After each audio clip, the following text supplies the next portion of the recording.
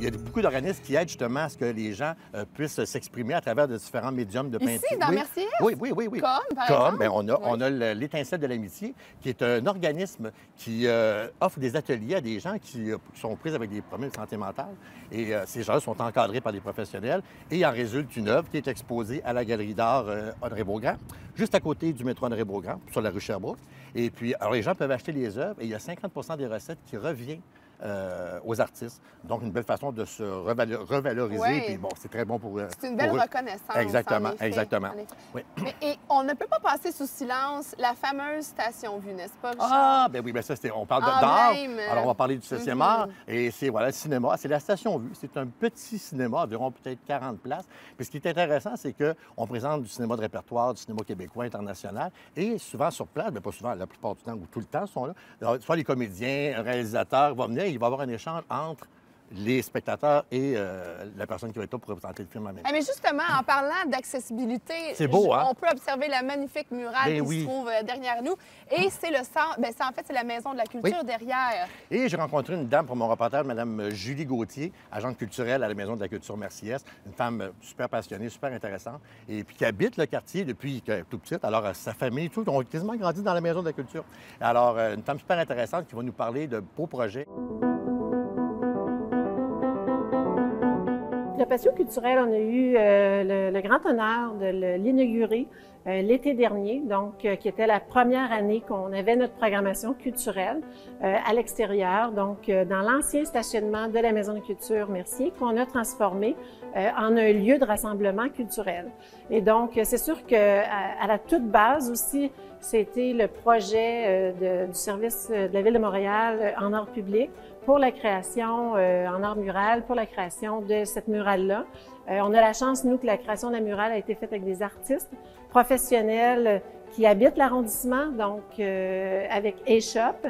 Et puis, cette création de murale-là a fait beaucoup jaser, donc les citoyens la trouvaient belle. Et donc, c'était ensuite la construction du patio. Et donc, c'était vraiment un beau lieu pour que les gens puissent se l'approprier.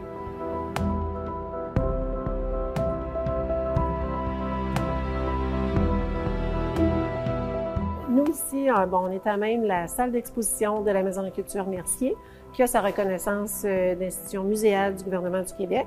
Alors, c'est sûr que son mandat régulier, c'est d'offrir des plages horaires aux artistes professionnels. Par contre, en ce moment, c'est une fois dans l'année, donc toujours vers le printemps, on ouvre les portes à tout citoyen qui crée à la maison. Et donc, il n'y a pas de critères, c'est vraiment la démocratisation, c'est l'ouverture à tout le monde, toute la communauté, à tous âges aussi. C'est sûr que l'agent culturel va toujours se soucier des intérêts de son quartier et des différentes spécificités de sa clientèle aussi, de sa population. Avec tout ça, la Maison de la culture Mercier est membre du réseau Accès Culture, donc c'est pluridisciplinaire.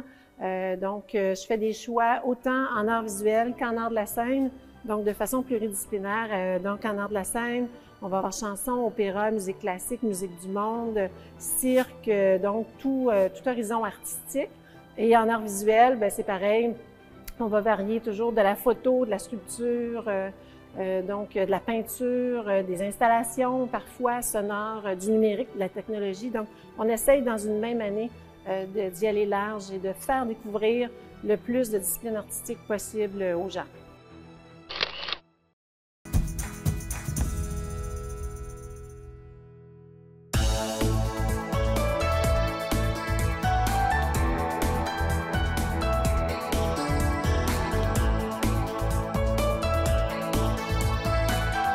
Richard, tu as découvert plusieurs groupes sportifs qui sont nés ici même à Westmount, mais qui datent d'il y a très longtemps, en fait. Bien, je te dirais qu'à Westmount, j'ai l'impression que le monde a commencé ici. Parce La que genèse. La genèse, voilà. Parce que j'ai l'impression que c'est des clubs qui datent depuis quasiment peut-être le début du siècle. Et ça perdure encore dans le temps. D'accord, c'est super intéressant.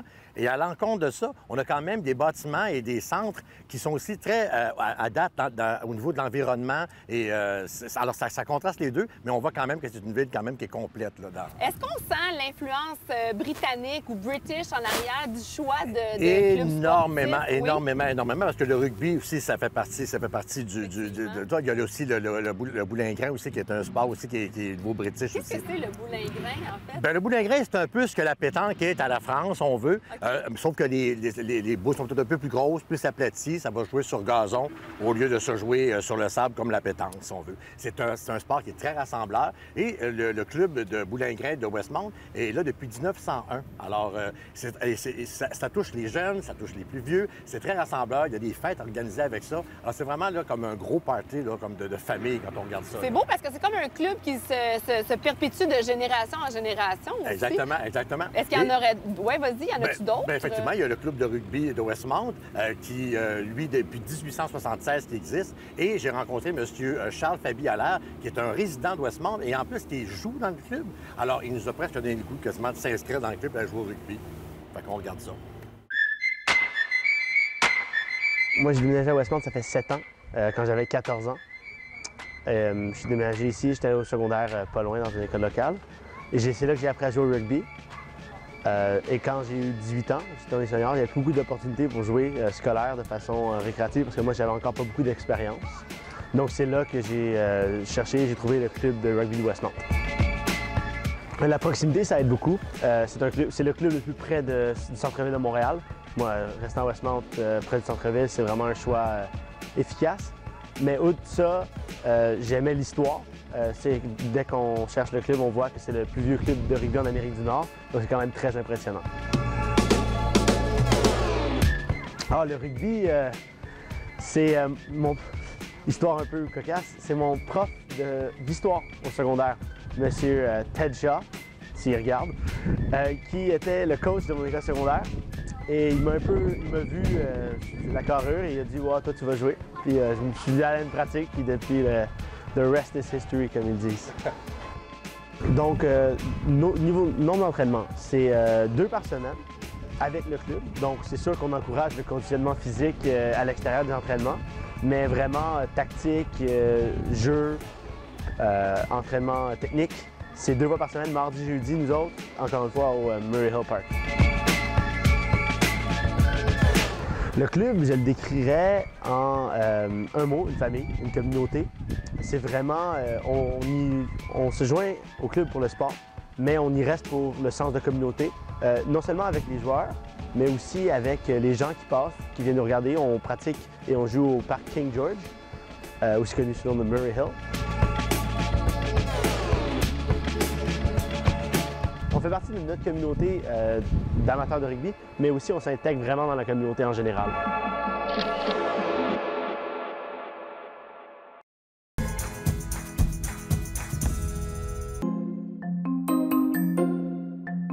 Richard, on est à Cartierville et il faut absolument qu'on parle du parc Belmont, mais également du parc d'attractions qu'il y avait ici avant, qui s'appelait aussi le parc Belmont. Effectivement. Puis ici, c'était vraiment l'endroit où on retrouvait les manèges. Et c'était l'endroit aussi où on présentait au début des side-shows. Les side-shows, c'est les espèces de tentes où on présentait des personnes qui étaient un peu bizarres, là, comme la femme à barbe, l'homme élastique, le plus grand, le plus petit, etc. Des trucs insolites. Exactement. Et puis, bien, il y avait aussi des salles de danse. Il y avait aussi des salles, il y avait des spectacles qui se faisaient ici à l'époque. Et puis, bien, avec le temps, ça a changé aussi. C'était peut-être plus des manèges en dernier, ça plus des manèges, on veut.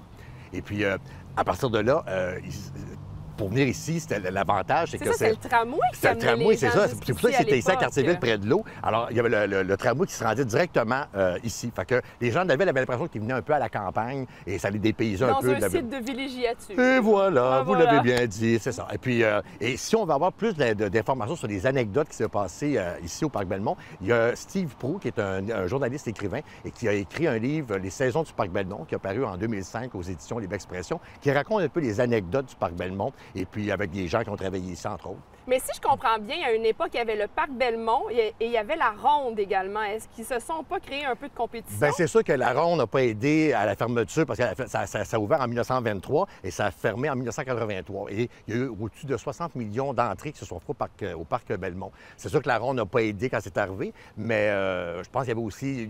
Il y a eu des trucs il y a eu des petits problèmes aussi. Il y a eu des accidents qui sont arrivés, donc ça a baissé un peu l'effervescence des gens de venir ici. Puis avec la Ronde qui ouvrait vrai, bien, c'est sûr que les gens préfèrent aller plus au centre-ville après, là, tu sais. Parce que ça s'est développé aussi beaucoup, le quartier. C'était plus autant villégiature Bien, comme c'est ça. on l'avait mentionné Oui, puis les voisins précédemment. commençaient à se plaindre un peu du bruit, puis c'était... Bon, alors c'est ça, Alors, ça a pas aidé. ça a sonné la fin du parc d'attractions au parc Belmont. Exactement. Et d'ailleurs, tu es allé rencontrer un passionné de l'endroit. Bien, pas juste un passionné, quelqu'un qui a travaillé ici, puis c'est pas évident à trouver. Tu as trouvé du monde qui sont encore là aujourd'hui. Qui ont opéré. Oui, au Parc il était Belmont. policier ici au parc Belmont, OK. M. Michel A. Di Loriot. Alors, il va écrire un livre, d'ailleurs, aussi un roman qui se passe en fait au parc L'action, Belmont. se Et passe c'est un peu ici. un mélange de science-fiction aussi en même temps. Alors, écoute ça? on écoute ça, bien sûr.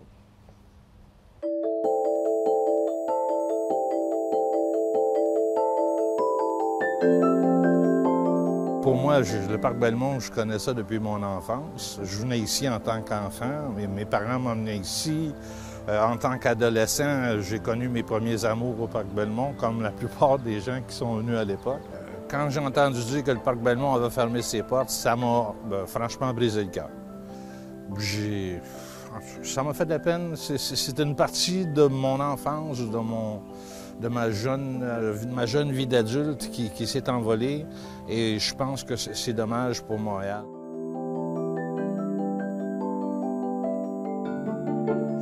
Moi, j'ai été engagé ici en 1975 comme constable. Il y avait une ouverture qui s'était déclarée et via des connaissances communes, on est venu me chercher parce que j'avais un bagage de connaissances qui était utile pour ce genre de travail-là. Et je suis venu au parc Belmont, j'ai fait connaissance avec la direction, avec le service de police. Et finalement, c'est ça, j'ai travaillé là durant la saison 1975.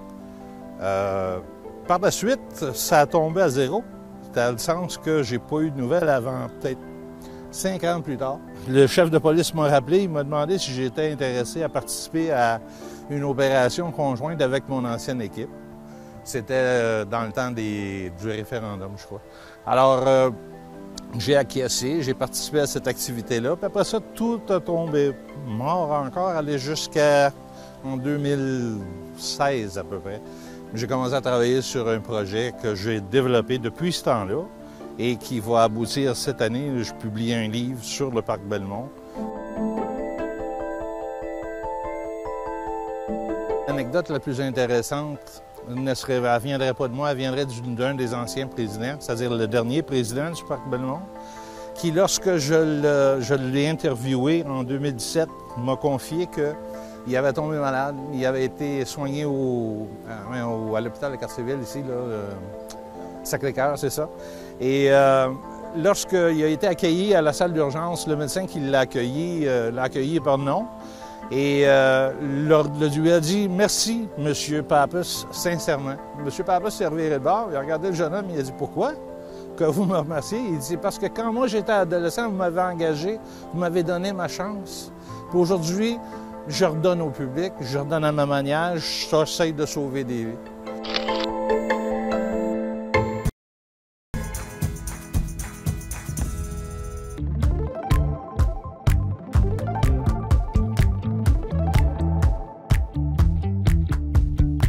Richard, c'est l'été, mais des fois, il pleut au Québec l'été. Donc, heureusement, on est bien couvert au parc Jean-Briand. On est proche d'Oratoire aussi, fait qu'on va aller mettre des lampions tantôt, monter les marches pour avoir du Souhaiter beau qu'il temps. fasse Ben oui. beau, toujours.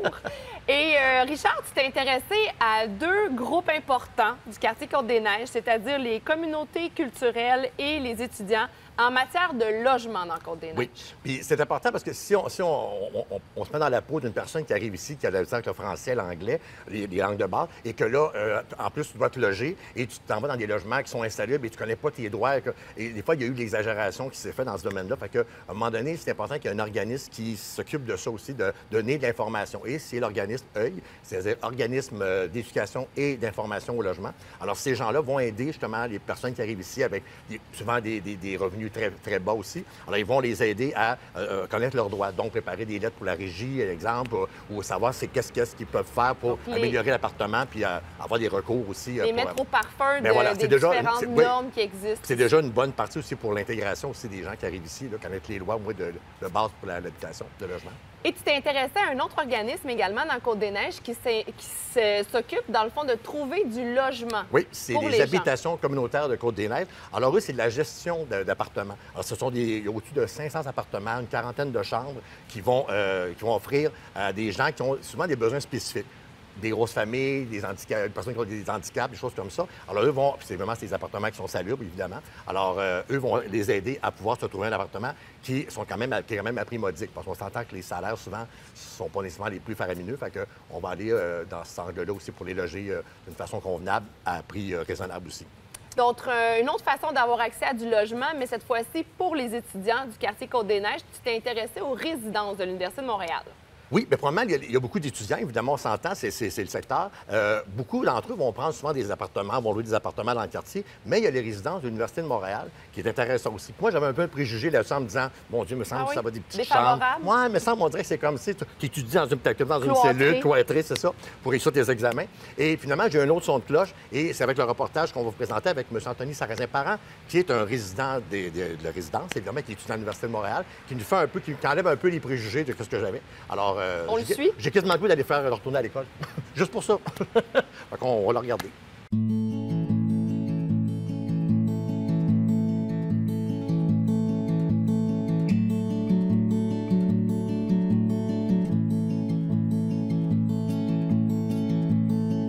J'ai fini mon école aux adultes.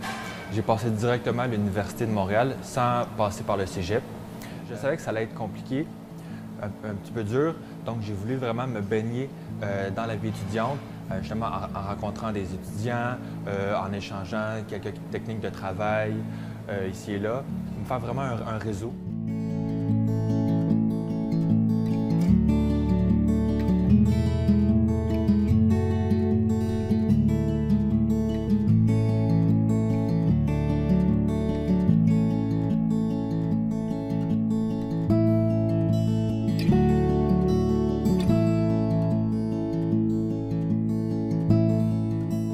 J'habitais chez mes parents juste avant d'aller en résidence, puis je voulais être un peu autonome. Donc là, j'essaie de mixer mon travail temps partiel avec l'école.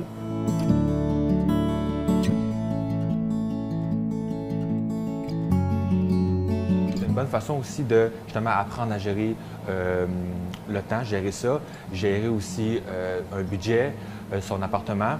Je trouve que c'est une belle façon de se développer en tant qu'adulte.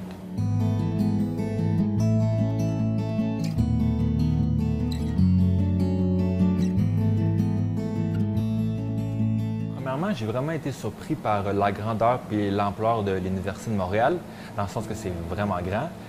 Les premières fois où j'allais dans mes cours, je me perdais. Aussi, on a plusieurs services. Juste à côté, on a le centre sportif, où on a plusieurs salles de gym, on a une piscine, etc. Puis dans les résidences même, on a plusieurs services. On a des locaux où on peut inviter des amis, de la famille, etc. On a aussi des locaux pour étudier. Souvent aussi, à chaque mois, on a des activités. On a un choix vaste d'activités, ça peut être n'importe quoi. C'est vraiment agréable.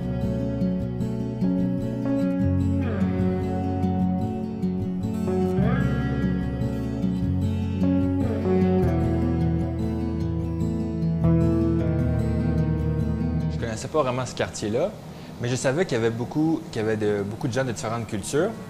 Et ça m'a permis justement de faire un petit tour du monde, puis de continuer à en faire un. C'est une des raisons pour lesquelles j'ai choisi les résidences de l'Université de Montréal et le quartier Côte-des-Neiges.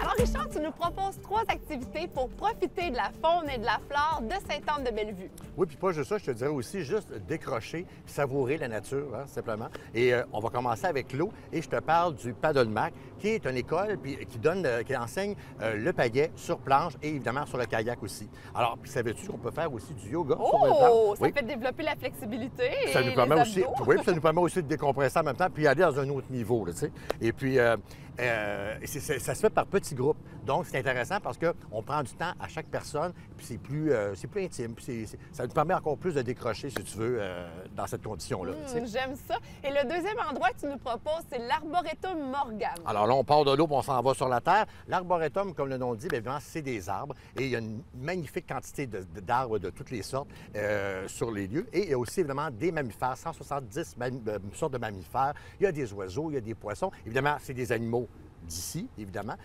qui vivent qui vivent là, et puis on les découvre. Et on peut faire aussi des pique-niques. On peut se promener. C'est vraiment un endroit là, bucolique, où on peut simplement se laisser aller puis contempler simplement. C'est ça qui est merveilleux. J'aime le projet. Oui! Et en dernier, tu vas nous parler d'un zoo ici à Sainte-Anne-de-Bellevue, mais pas un zoo comme on les connaît, là, avec piscine, à vagues, tour de manège, tout ça. Pas de flofla. Pas de flofla. Pas de flofla, directement. Ben, c'est le zoo Économuséum qui prend des animaux qui sont rescapés, dans le fond, soit qui ont été malades, abandonnés, et puis on les prend et on les met dans leurs habitats le plus naturel possible. Et bien là, ben, c'est ça. Souvent, ça va être leur fin de vie aussi parce qu'on ne les remet pas en captivité. On ne les remet pas en captivité, on ne les remet pas à la nature. Alors, ils restent à cet endroit-là jusqu'à la fin de leur vie. Et ça nous permet d'en apprendre plus sur les animaux. Et là, avec, il y a tout. C'est sûr, là, attendez-vous pas de voir des lions, des girafes, des éléphants. C'est pas le cas. C'est des animaux toujours qui sont d'ici, effectivement. Et puis, il y a des écoles qui vont aller là aussi. C'est abordable, c'est super intéressant. Puis, évidemment, les animaux sont un peu cachés un peu partout. Alors, des fois, il faut les découvrir. Ils sont dans leur environnement exactement, naturel. Exactement. C'est moi un endroit purement décompressé. Et là-dessus, j'ai rencontré Mme Émilie Sénécal, qui est la directrice aux communications, et puis qui nous parle de ce magnifique endroit, le Zoo Économuséum de Sainte-Anne-de-Bellevue. On l'écoute. Oui! C'est vraiment un lieu qui est unique, ici, le Zoo Écomuséum. On est vraiment axé sur la faune du Québec. Moi, c'est quelque chose qui m'a beaucoup attirée ici parce que on connaît peu, en fait, ce qui se cache au Québec, ce qui se cache dans nos forêts, dans nos montagnes, dans le ciel, dans nos rivières. On apprend beaucoup quand on est petit sur les girafes, les éléphants, tous les animaux exotiques. Mais ce qu'on a au Québec, c'est vraiment fascinant. C'est vraiment diversifié.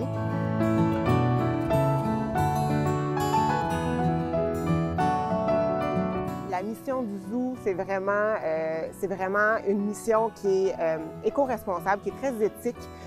Ici, on a des animaux qui sont non réhabilitables, donc des animaux qui ne peuvent pas être relâchés en milieu naturel parce qu'ils sont blessés, orphelins, parce qu'ils sont nés sous le soin des humains, donc ils n'ont pas les instincts nécessaires pour se retrouver en milieu naturel. Donc vraiment, c'est vraiment un lieu où on va rencontrer la faune du Québec, où on donne une seconde chance à ces animaux-là qui n'auraient pas survécu autrement dans la nature. On a au Zoo Écomuséum une centaine d'espèces d'animaux environ. Donc, ça compte mammifères, oiseaux, reptiles, amphibiens, poissons. Donc, vraiment, toutes les espèces qu'on pourrait retrouver uniquement ici au Québec. Les gens sont vraiment surpris et charmés par l'endroit parce que c'est vraiment différent de tout ce qui s'offre ailleurs, en fait. Donc, ils vont se promener dans les sentiers, ils vont nous dire « Mon Dieu, c'est tellement paisible ici. On sent que les animaux sont bien. » On sent que vraiment, on prend bien soin d'eux, qu'on met leur bien-être en priorité, puis vraiment, c'est quelque chose que les gens remarquent d'eux-mêmes. Puis en même temps, comme c'est très nature, c'est très naturel, on n'a pas de glissade d'eau, on n'a pas de manège ici, c'est vraiment centré sur les animaux. Bien, les gens viennent vraiment à la découverte ici des animaux. C'est une visite qui dure à peu près 2 heures. Donc, avec des jeunes enfants, c'est vraiment un bon temps de visite. C'est ni trop long ni trop court. Donc, c'est vraiment super agréable pour les familles de venir visiter le zoo puis d'en profiter comme ça.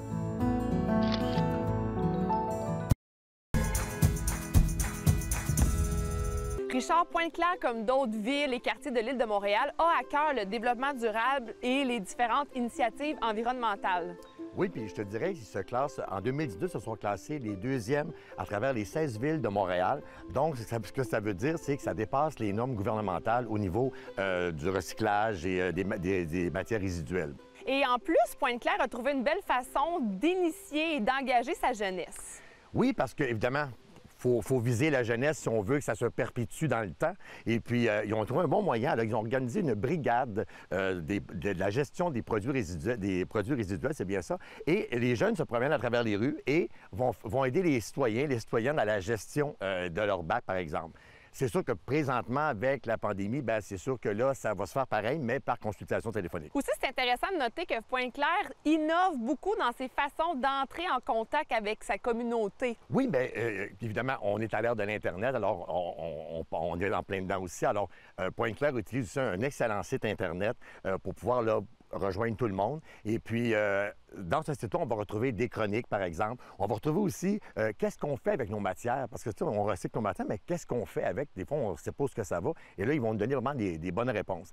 On parle sans doute de viser les jeunes. Bien, quand on va à l'hôtel de ville, on peut avoir comme si j'ai un magnifique petit jeu et des livres qui s'adressent aux enfants qui vont parler justement du recyclage, du développement durable. Alors, il y a des trucs, c'est gratuit, d'autres trucs, c'est presque rien, peut-être 5 $, mais ça vaut vraiment la peine, très bien fait aussi. Dis-moi, Richard, de quelle façon Pointe-Claire décide d'impliquer les citoyens et la communauté dans le développement durable de la ville? Bien là, il y a plein de projets, puis je vais t'en nommer quelques-uns. Là. Entre autres, il y a à la Journée de la Terre. La Journée de la Terre, c'est fêté à travers le monde. Il y a 184 pays qui vont célébrer cette journée-là. Ça se fait depuis les années 70. Et puis, alors, Pointe-Claire, ce qui va organiser à ce moment-là une donnée d'arbres. Alors, ils vont donner environ 575 arbres de 10 espèces différentes aux citoyens et citoyennes pour que chaque personne ait son arbre sur son terrain. C'est un processus qui est en développement présentement aussi.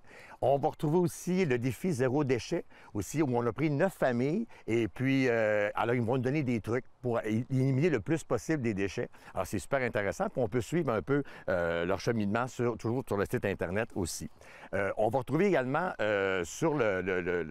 au parc Terracotta, on fait aussi un grand nettoyage à tous les, évidemment, pandémie, le côté extérieur de la pandémie, mais on organise un grand nettoyage où les gens, puis de la plantation d'arbres aussi, où les gens vont venir vraiment là, nettoyer pour le printemps pour que ça rende le parc encore plus beau puis plus invitant, si on veut. Là, présentement, on est au parc Terracotta, on est présentement où il y a le Jardin des monarques. Alors, nous sommes au mois de juin et comme tu vois, il n'y a pas beaucoup de monarques encore, mais je les ai vus, ils s'en viennent, ça devrait être bientôt, ils devraient arriver bientôt. Puis aussi, à Pointe-Claire, on note quand même, il y a 14 parcs et 23 espaces municipaux où les gens peuvent se balader, observer, relaxer en plein soleil, et puis c'est merveilleux. Et puis, je vais te poser une petite question. Est-ce que tu es une petite romantique, toi, Violaine? Bien, je pense que oui. Bien, écoute, ça donne bien parce que je vais te présenter Mme Rebecca Ann Bird, qui est une citoyenne et qui a une histoire d'amour peu banale avec le parc Terracotta. On l'écoute?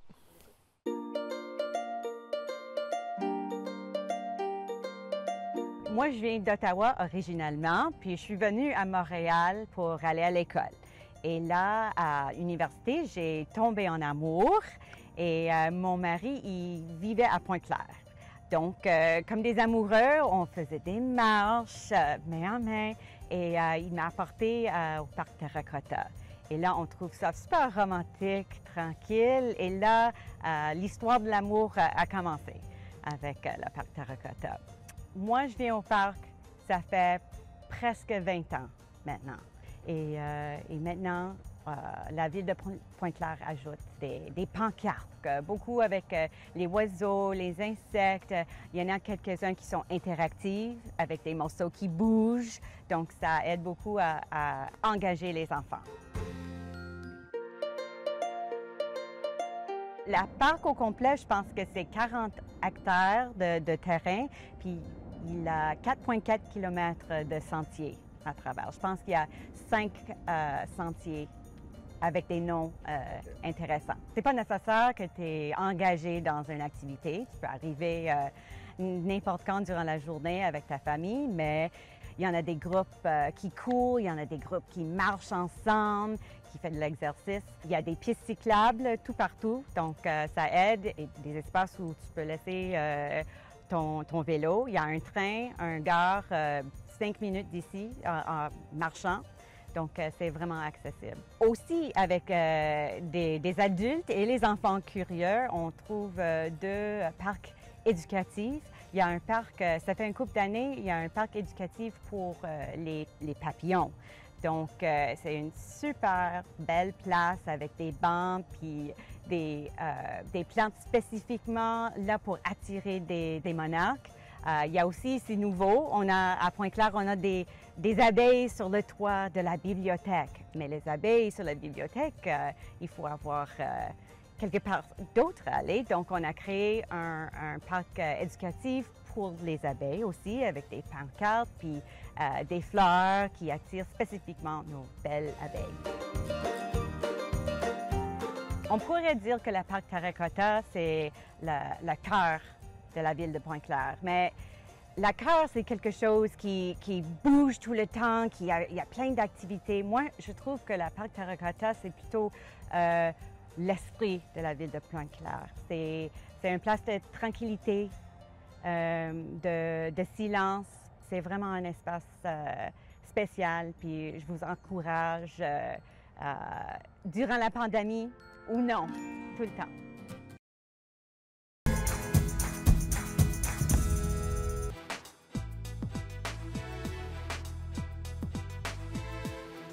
Richard, si certains quartiers regorgent de cafés, de restos, de centres culturels, on peut dire que le nouveau Rosemont détient vraiment la palme pour le nombre d'hôpitaux. Écoute, il y en a une quantité industrielle. Je te dirais, si on regarde l'Institut de cardiologie, on regarde le centre de l'hôpital Maisonneuve-Rosemont, Mère et Enfants, Santa Gabrini, je veux dire, il y a toutes les polycliniques qui viennent avec tout ça, je veux dire, c'est... Mais par contre, aujourd'hui, on va regarder plus l'historique un peu de l'hôpital Maisonneuve-Rosemont.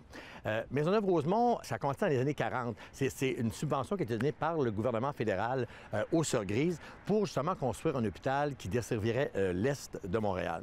À cette époque-là, on demandait un hôpital qui allait couvrir les enfants malades et les malades incurables. Ce que les religieuses ont refusé, on dit, nous, on va avoir un hôpital général. Alors, la ville octroie un grand terrain qui part du boulevard Rosemont jusqu'à la rue Sherbrooke, et ça se trouve tout près du sanatorium Saint-Joseph de Rosemont, qui a vu le jour peut-être quelques années avant. Pour l'époque, c'était quand même un grand projet d'envergure. Ah ben oui, parce que là, on parle d'un hôpital de 12 étages, en forme de croix de Saint-André. Ça donnait un peu la fierté, si tu veux, de l'Est de Montréal à ce moment-là. Et l'ouverture a eu lieu en 1954 avec une ouverture médiatisée par le cardinal Léger. Ça a même été ouvert au public pour que les gens puissent venir voir l'hôpital de Maisonneuve. Et les gens étaient quand même subjugués de voir quand même l'avant-gardisme de l'hôpital Maisonneuve à cette époque-là. Je vous suggère, si vous voulez avoir plus d'informations, d'aller consulter le livre de Denis Goulet qui s'appelle l'hôpital Maisonneuve-Rosemont, Histoire médicale de 1954 à 2004. Vous allez voir toutes les photos et toutes les réalisations qui se sont faites à l'hôpital Maisonneuve-Rosemont. Mais justement, l'hôpital n'a pas toujours eu le nom Maisonneuve-Rosemont. Qu'est-ce qui s'est passé pour que ça devienne Maisonneuve-Rosemont? Ah, ben voilà, c'est que dans les années 60, l'hôpital Saint-Joseph de Rosemont et l'hôpital Maisonneuve, les deux se sont fusionnés et c'est devenu l'hôpital Maisonneuve-Rosemont. Une des grandes réalisations de l'hôpital Maisonneuve-Rosemont, c'est certainement l'Institut de cardiologie. Oui, et puis l'Institut de cardiologie a vu le jour, en fait, à l'hôpital Maisonneuve en 1954. Et c'était sur 2 étages et c'était sous la direction du docteur Paul David. Et avec le temps, évidemment, ça a pris de l'ampleur. Et là, on a décidé de faire un hôpital vraiment juste pour l'Institut de cardiologie qui est sur la rue Bélanger.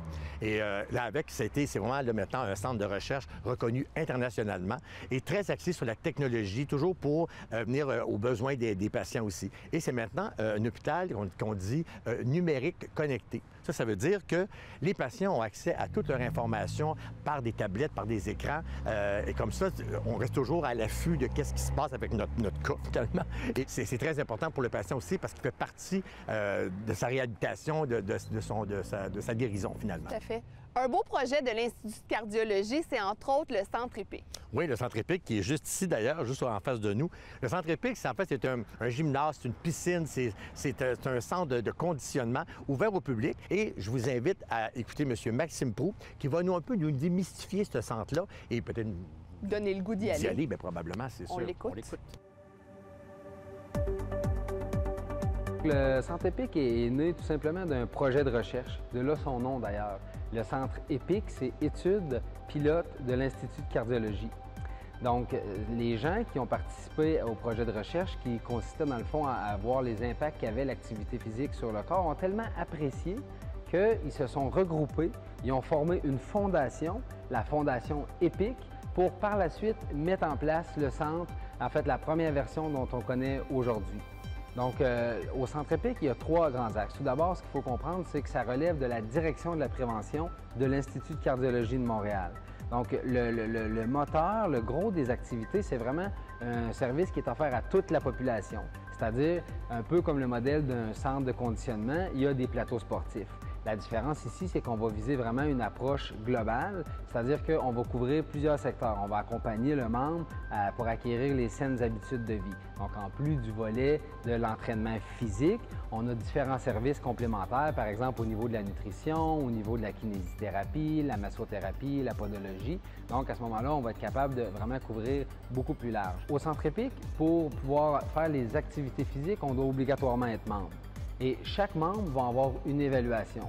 Il y a différents types d'évaluations selon les besoins et selon ce qui est requis.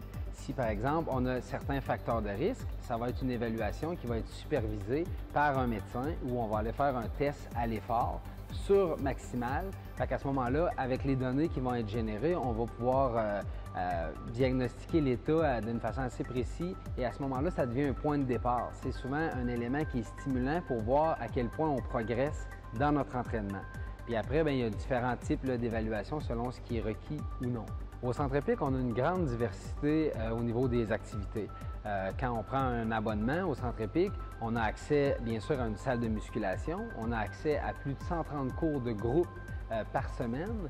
Donc, on a des cours intérieurs, extérieurs. On a plusieurs plateaux sportifs. On a aussi une piscine qui rend le Centre Epic très complet au niveau des types d'activités qu'on a. Par la suite, il y a différents services d'accompagnement de plus en plus personnalisés. Si on veut, par exemple, un entraîneur privé pour une portion, si on a une activité spécifique qu'on veut préparer, si on a une certaine pathologie, à ce moment-là, on pourra, avec l'équipe médicale et les différents professionnels, profiter de cette synergie-là pour aller améliorer sa santé. Le Centre Epic est un joyau méconnu du Nouveau-Rosemont. On a un endroit ici où on peut offrir une expérience unique et intégrée dans l'acquisition des saines habitudes de vie. Donc, on a une certaine prise en charge par plusieurs professionnels où on va accompagner le membre dans plusieurs sphères de sa vie pour vraiment permettre de vieillir en santé. Alors, plus que jamais, on est prêt à accueillir nos membres au Centre Epic dans les prochaines semaines pour pouvoir vraiment permettre de vivre l'expérience unique qu'on peut retrouver au Centre Epic. Donc, je souhaite à tous les auditeurs la bienvenue.